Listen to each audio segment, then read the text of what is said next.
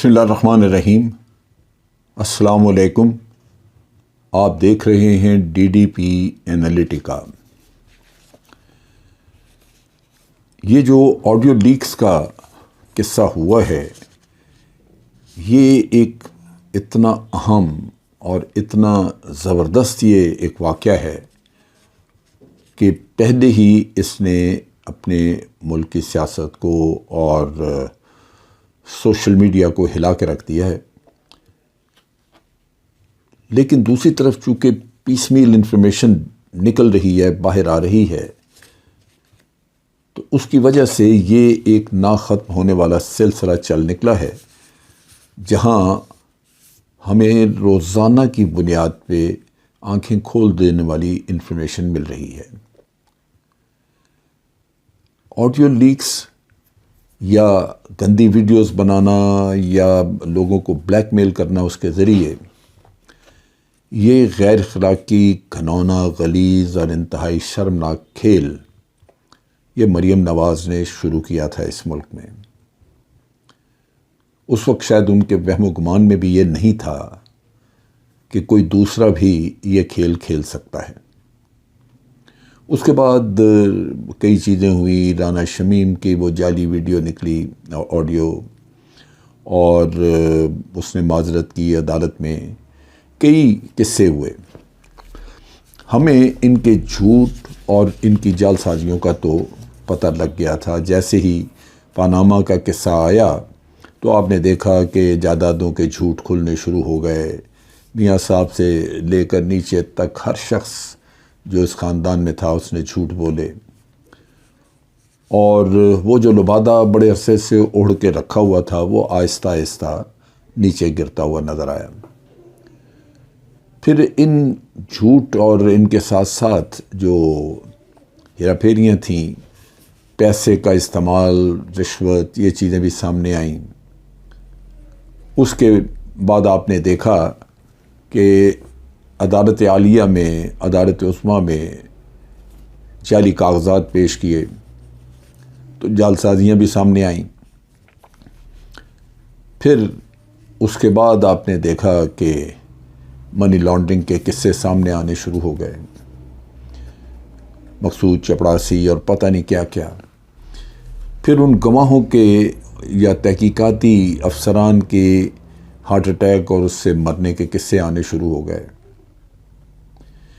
کیا کچھ نہیں ہے ان کے پلے۔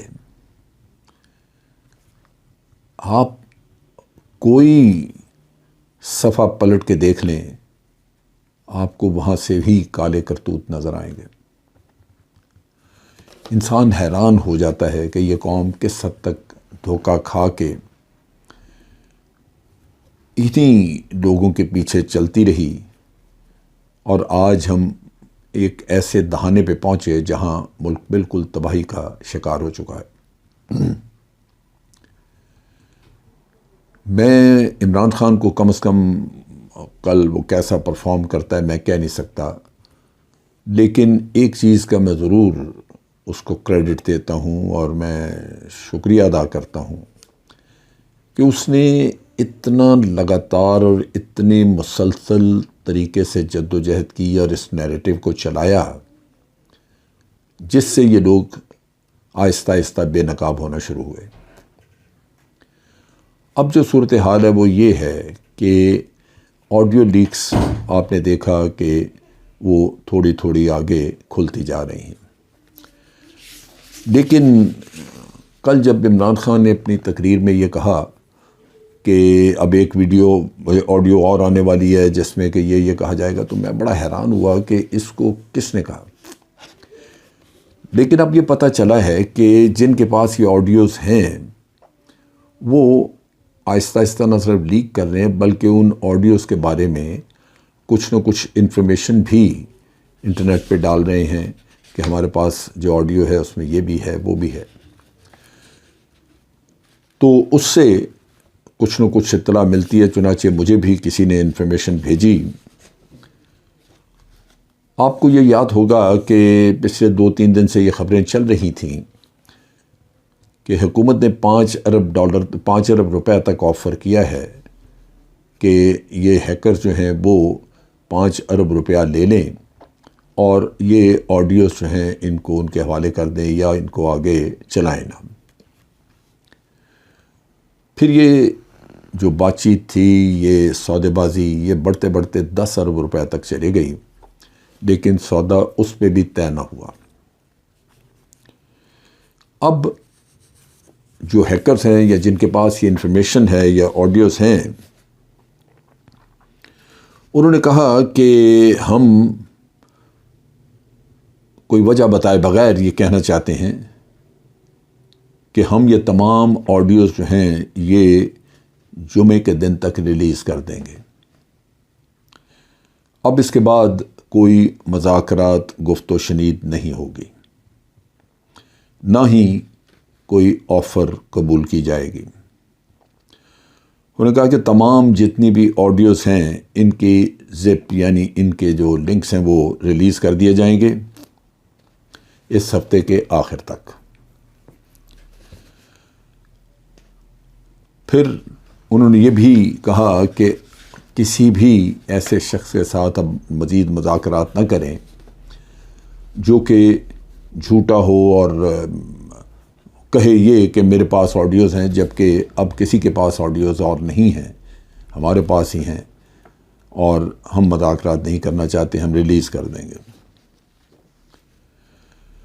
پھر انہوں نے یہ بھی کہا کہ ہمیں بھی اب بات چیت ہمارے ساتھ کرنے کی یا ہمیں ہمارا ذہن تبدیل کرنے کے لیے کوئی دباؤ لانے کی ضرورت نہیں ہے، کیونکہ ہم نے جو فیصلہ کیا ہے کہ ہم اس ہفتے کے آخر تک یہ سب ریلیز کریں گے، یہ ہمارا آخری فیصلہ ہے۔ انہوں نے اس بات کو واضح طور پہ بتا دیا۔ اس کے ساتھ ساتھ جو انہوں نے انفارمیشن دی ہے جس میں وہ یہ کہتے ہیں کہ جو آڈیوز ہم ریلیز کریں گے ان میں ایسی آڈیوز بھی ہیں جس میں کہ جرنلسٹ یعنی اخبار نویس اور یہ اخباروں کے رپورٹرز، ایڈیٹرز اور اینکر پرسنز وغیرہ، ان سے بات چیت ہو رہی ہے، اس کے بارے میں آڈیوز ہیں۔ اس سے کئی چہرے سامنے آئیں گے کہ جرنلسٹ جو ہیں ان کا رول کیا ہے، وہ جو اخلاقیات کے کالم لکھتے ہیں کیا واقعی وہ ان کو بھی اخلاقیات کا درس دے رہے تھے یا ادھر غیر اخلاقی معاملات میں شریک تھے۔ پھر وہ یہ کہتے ہیں کہ اس میں ایسی بات چیت بھی ہے جو سرکاری افسروں کے ساتھ کی گئی ہے، وہ بھی ہم سامنے لائیں گے۔ پھر ایسی گفتگو بھی ہے جو کہ فوج کے لوگوں کے ساتھ کی گئی ہے، اور پھر غالباً کسی ملٹری آرگنائزیشن کے ہیڈ کے ساتھ بات چیت ہے، وہ اس کی بھی آڈیو ہے۔ پھر آڈیو جو ہے وہ اس میں حکومتی ڈیلنگز، حکومت کی جو معاملات چلانے کی ہیں وہ بات چیت وہ بھی ہے۔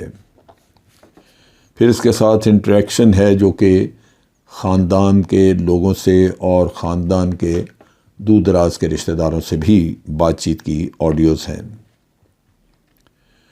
اس پہ وہ یہ کہتے ہیں کہ ایسی آڈیوز بھی ہیں جو کہ انکریمیٹنگ نیچر کی ہیں، جس میں کہ کوئی الزام تراشیاں وغیرہ ہیں، اس میں سرکاری آفیسرز کے ساتھ بھی ہو سکتی ہیں یا آپس میں سیاستدانوں کی بھی ہو سکتی ہیں۔ پھر وہ آڈیوز بھی ہیں جن میں کہ عدالتی آفیسرز، اس سے مجھے یہ مطلب نہیں سمجھ لگ سکا کہ کیا ججز کے بارے میں ہیں یا عدالت کے اسٹاف وغیرہ کے بارے میں ان سے گفت و شنید کی آڈیوز ہیں، لیکن ڈیفینیٹلی آپ کے عدالتی نظام کا چہرہ بے نقاب ہوگا۔ پھر باہر کے جو لوگ آتے ہیں جیسے فارن ڈگنیٹریز ہیں، کوئی وزٹ پہ ملنے کے لیے پرائم منسٹر کو ملے آ کے، جس میں کسی ملک کا وزیر خارجہ ہے یا کوئی بھی ہیں، ان سے بات چیت کی بھی آڈیوز ہیں۔ اور اس کے علاوہ جو احکامات وغیرہ بعض جگہوں پہ ہدایات جاری کی گئیں مختلف لوگوں کو، ان کی آڈیوز وغیرہ بھی موجود ہیں۔ اب مسئلہ یہ ہے کہ یہ کھیل تو آپ سب کو پتہ ہے مریم نے شروع کیا تھا، اور اب یہ کھیل کوئی اور کھیل رہا ہے، اور یہ لوگ جو ہیں اب خاموش ہیں مکمل طور پہ۔ ان کے پاس کوئی ایسی وجوہات، ایسا جواز کہنے کو کوئی بیان ہے نہیں کہ یہ کیا ہے۔ ایک جے آئی ٹی بٹھا دی گئی ہے، لیکن اللہ بہتر جانتا ہے کہ جے آئی ٹی کی کوئی نتیجہ خیز ہوگی یا نہیں۔ ہم سب جب بھی کوئی زندگی میں ہم اپنے معاملات پہ نظر دوڑاتے ہیں، اپنے ماضی پہ اگر ایک نظر دوڑاتے ہیں، تو کوتاہیاں، غلطیاں ہر شخص سے ہوئی ہوتی ہیں، اور ہم گناہ گار لوگ ہیں۔ ہم سب بہت کوشش کریں بھی تو اللہ تعالیٰ کے احکامات کے مطابق زندگیاں نہیں گزارتے۔ ہم نبی اکرم صلی اللہ علیہ وسلم کی سنت کے مطابق زندگیاں نہیں گزارتے۔ نتیجہ یہ کہ غلطیاں، گناہ، ان میں ایسے بھی گناہ اور غلطیاں ہو سکتی ہیں جو آپ کے لیے شرمندگی کا باعث ہوں، علاوہ ازیں کہ اس کی سزا بھی ہوگی۔ تو انسان ہمیشہ رب العالمین سے یہ دعا کرتا ہے کہ یا رب العالمین میرے اچھے برے اعمال پہ پردہ رکھنا، تاکہ میں دنیا اور آخرت دونوں کی ندامت سے محفوظ رہوں۔ اور دنیا اور آخرت کی ندامت سے محفوظ، اس سے ندامت سے بچنا، بہر صورت ہم سب کی ذمہ داری ہے کہ ہم دوسروں کی پردہ داری کریں، دوسروں کو نادم اور شرمسار کرنے کی کوشش نہ کریں، بلا جواز کسی کے اوپر کیچڑ نہ اچھالیں۔ لیکن یہ پی ایم ایل این کے لوگ، انہوں نے جو میڈیا سیل بنایا، انہوں نے جھوٹ کی بنیاد پہ ہر کسی پہ کیچڑ اچھالا۔ کوئی شخص نہیں چھوڑا انہوں نے جس کے اوپر انہوں نے جھوٹے الزامات نہ لگائے ہوں، جن کے اوپر انہوں نے کرپشن کے یا سرکاری ذرائع کھانے کے۔ یہ کام انہوں نے اتنا بے دریغ طریقے سے کیا ہے، اتنا زیادہ لوگوں پہ کیچڑ اچھالا ہے، اور جھوٹ تو آج رب العالمین ان کا پردہ بھی چاک کرتا ہوا ہم سب کے سامنے ہے۔ اللہ تعالیٰ سے دعا کرنی چاہیے کہ رب العالمین سب کی عزت محفوظ رکھے، اور اس میں احتیاط سب سے زیادہ یہی ہے کہ آپ خود کسی کو بے توقیر اور جھوٹ کی بنیاد پہ ذلیل کرنے کی کوشش نہ کریں۔ آج کے لیے اتنا ہی۔ افواج پاکستان زندہ باد، پاکستان پائندہ باد۔